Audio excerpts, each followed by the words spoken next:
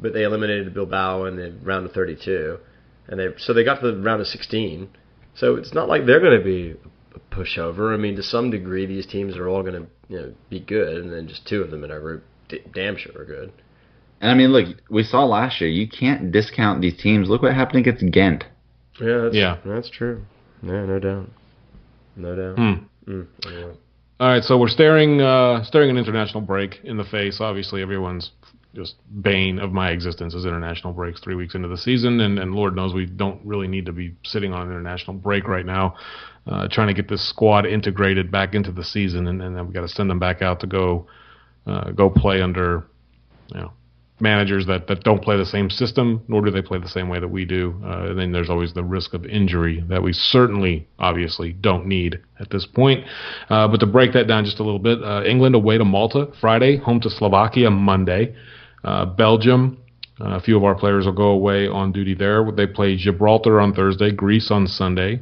France, they play the Netherlands, so we have teammates Thursday, and Luxembourg on Sunday. South Korea plays Iran on Friday and Uzbekistan on Tuesday. Hopefully, Sonny can miss that last one and just get back home. Even if he does go over, I imagine he'll be tasked with doing that. No real injuries to speak of post Burnley. We are going to have a full show next weekend. Go over the transfer window, everything that happened, basically the predictions that we're all kind of spouting. I think if half of that comes true, we may be decently happy. I don't know. We'll see. Sammy, last words, whether it be Burnley, whether it be the window, or whether it be Houston? Do we review Everton? No, we're going to do that next week. Okay. No, I mean, I'm really not sure what this week is going to bring, but maybe for once an international break might be a good thing. I don't know. Maybe it gives time for Davinson Sanchez to get some good practice in. Does he go anywhere for Colombia? Is he going to be? Did he get a Colombia national team call up? I don't know. I haven't looked. I don't know. I mean, like I don't know. Just wish that we would have had 3 points today, and not so much for just the win, but just a win at Wembley and going into a break feeling good and maybe the beginning of starting something good and getting into a rhythm. But alas, it was not meant to be. Timmy, what about you? Last words, shout-outs? No shout-outs. I guess I just gotta apologize. I'm in a mood. Sorry to be a sour Sammy. I'm really not that. Know. I'm not that down. I'm really not that down. It's just I expect more, and I'm not upset. I'm disappointed. I'm not upset. I'm disappointed. I guess that I got a kid on the way. I got to work on that phrase. But I mean, yeah, I expect so much more, and this isn't the start of the season. And that was the big thing we talked about prior to the year is, oh, who cares? All these other teams bringing in all this influx. We got a set squad. We're gonna be ready to go at the start of the season because they know how to play together.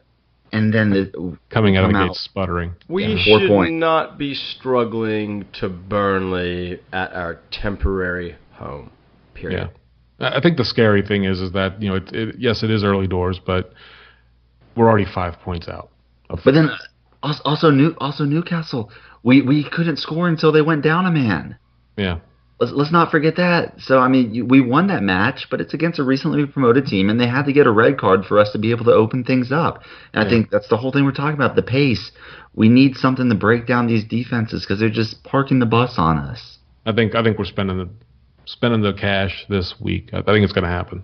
I have one shout-out this week. Our buddy, Drew Mayer, Dallas Spurs member, kind of called me up about 30 minutes, actually, before our podcast recorded and said, hey, I just wanted to let you know I went out to the Londoner just to hang out there and watch those guys play after our game was kind of ending. So Liverpool, Arsenal supporters hang out there.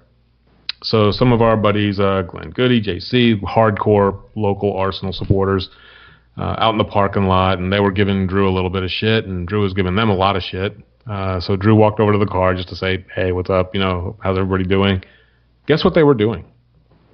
4 Arsenal supporters in a car watching a DVD of the 2003 Arsenal season. I shit you not. Really? Really. They might as well have been having sex with each other. Oh my God! So the thing that they razz us about, obviously, is the whole DVD thing, and they were the ones actually doing it because they were, I guess, sick and tired of looking at what they had to look at today, and it was absolutely pitiful. I mean, Liverpool shredded their defense, even with Koscielny back. It made no difference.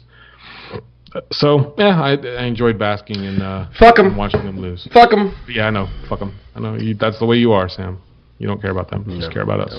I'm with Sammy. I don't care about him. Fuck them. Fuck them. Is there something really wrong with me in that respect? I like watching them lose. Well, no, like you sent out a tweet today that you wanted it.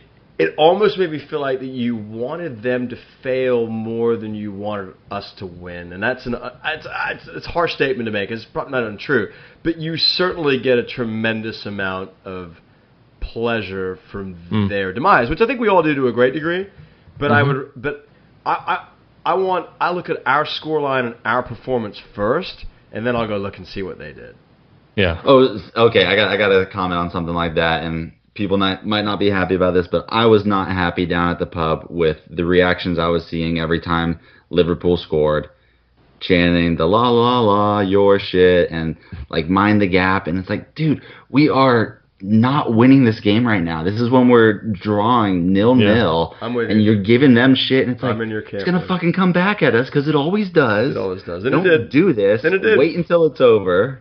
Okay, hey, maybe we buy it. Something to. Well, let me ask you this: did you sense that they were gonna tie it up? Yeah, they were getting the chances. They were just getting caught offside every single time they would make that run. But then the one time they don't is the one time they score. And Wood has proved to be a very good finisher. He was probably one of the best clinical finishers. What did he play? Derby County last year? No, Leeds, I mean, he's good. Leeds. I'm sorry. That's right. Anyway, outro. Hey, I'm gonna work on. Well, I mentioned outro, but I am gonna work on the injury whisperer intro. I'm excited about. Oh, nice. Good deal. I hope it works out. Listen, I hope it works out. International break. We'll do something canned, but I've got something spontaneous that I'm going to give a try. This is going to be so good next week. Yeah, Flight of the Conchords is my so we'll do that during the Everton preview. International break weekend, obviously, but we are still going to have a show next week. We will obviously go over everything transfer window related. And we should have Bass back on next week, too, which will be even better. Can't wait to get him back on and get his opinion on some of the things that have been going on early doors. Then I'm going to do a live intro of the Injury Whisperer with Vass on with us. That's going to be crazy. Wow. You won't want to miss that. I don't know. You might want to miss that, but we'll find out how that goes. Flight of the Conchords is my inspiration for you, Timmy. All right. Well, new outro this week. Because it's the end of the transfer window, and I said it so many times this weekend because I spent like 11 hours at the casino, scared money don't make money. Oh, I like that. And on that note, I say, Daniel Levy, get in there, son! Timmy, you're so gangster. And for solid dollar bills, y'all. Straight thug. OG, man. For the rest of you will not be kind to one another unless the other guy's wearing red. All three of us. 1, 2, 3. Wankers.